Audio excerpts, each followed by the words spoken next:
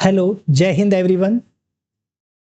आज के इस सेशन में हम आपको ये बताएंगे कि जो अभी सैनिक स्कूल के लिए जो काउंसलिंग बोल रहे हैं लोग, एक्चुअल में वो काउंसलिंग नहीं है, वो एक्चुअल में काउंसलिंग के लिए रजिस्ट्रेशन हो रहे हैं यहाँ पर।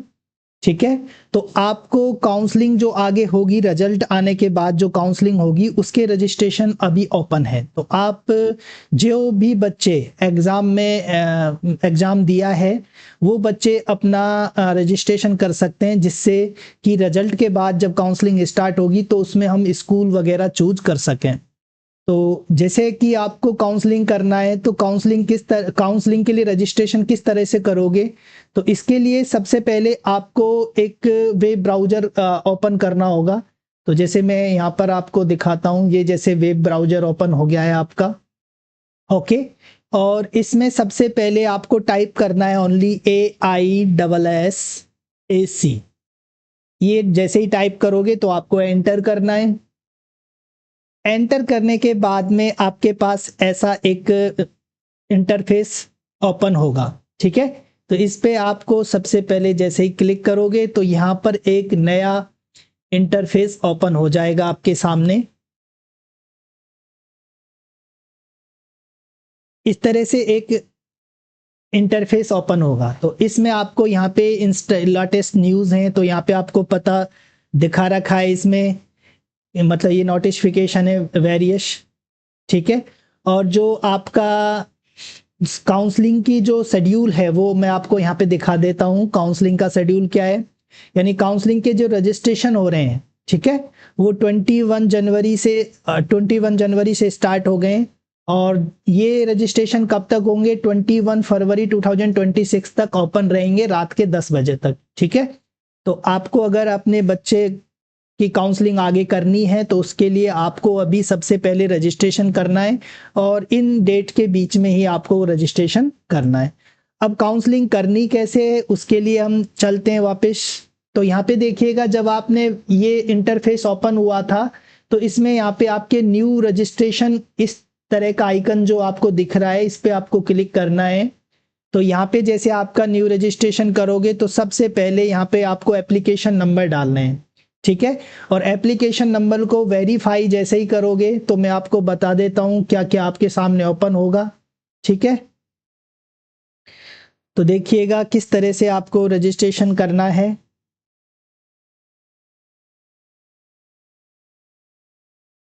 तो देखिएगा, ये आपका एक प्रोसीजर है, इंस्ट्रक्शंस हैं आपको किस तरह से काउंसलिंग के लिए रजिस्ट्रेशन करना है। तो इसमें सबसे पहले आपको, जैसे कि आपने साइट खोल ली थी, आपके सामने ये इंटरफेस आ गया था।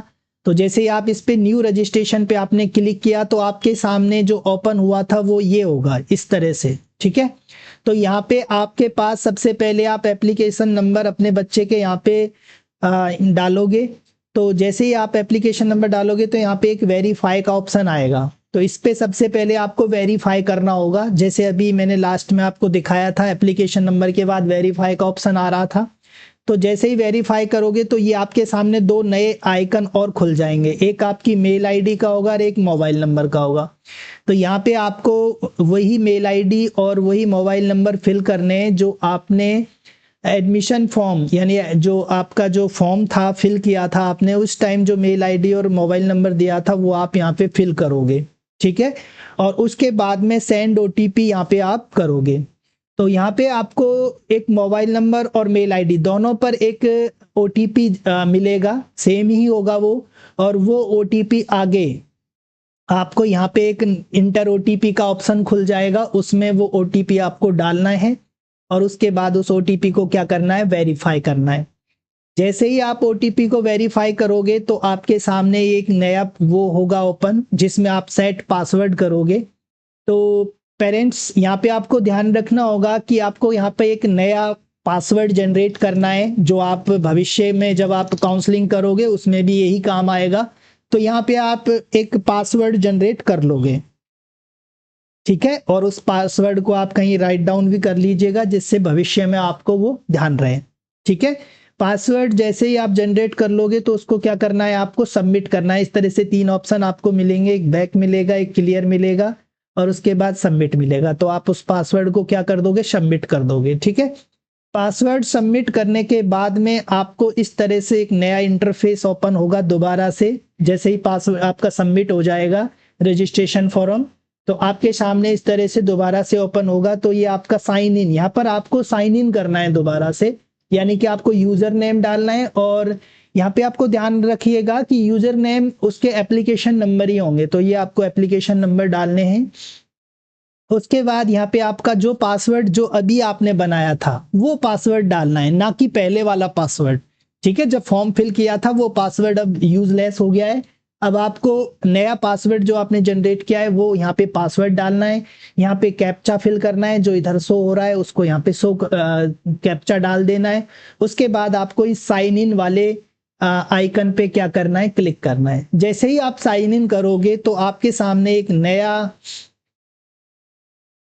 वेब पेज ओपन होगा, और उस वेब पेज में इस तरह से आपको दिखाई देगा। ठीक है, ऑल इंडिया सैनिक स्कूल एडमिशन काउंसलिंग। तो यहाँ पे आप जैसे ही आई एग्री करोगे तो आपका जो रजिस्ट्रेशन है वो कंप्लीट हो जाएगा, और आपके सामने नया इंटरफेस इस तरह से ओपन होगा। इंस्ट्रक्शन यानी स्टेप 4 आ जाएगा ये आपके सामने। इसमें आपके बच्चे की डिटेल्स होंगी, candidate name, father name, mother name, category वगैरह, ये सब कुछ यहाँ पे आपको शो हो रहा है। ठीक है, अब इसमें अगर आपको सपोज कीजिए अगर आपको यहाँ पे कोई करेक्शन दिख रहा है तो यहाँ पे आप करेक्शन भी कर सकते हो। और जो करेक्शन होगा वो 3 ही चीजों का होगा इसमें। एक तो आप कैटेगरी चेंज कर सकते हो, और एक बच्चे का डोमिसाइल चेंज कर सकते हो।